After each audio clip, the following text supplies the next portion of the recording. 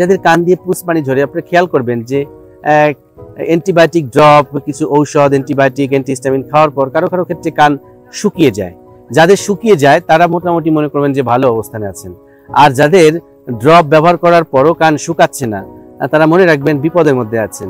অর্থাৎ ওষুধ প্রয়োগ করার পর যদি কানটি শুকিয়ে যায় তাহলে আমরা এটাকে সেফ ভ্যারাইটি অনেক ক্ষেত্রে মনে করি।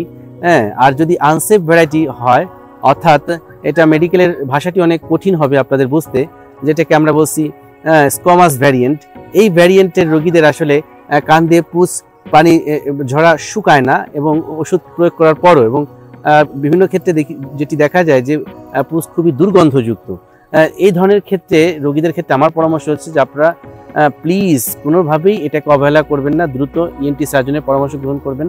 আপনার দ্রুত এটি অপারেশন করার প্রয়োজন হতে পারে এবং অপারেশন করার পর নিশ্চয়ই আপনি এই পুষ পানি ঝরা থেকে স্থায়ীভাবে মুক্তি পাবেন।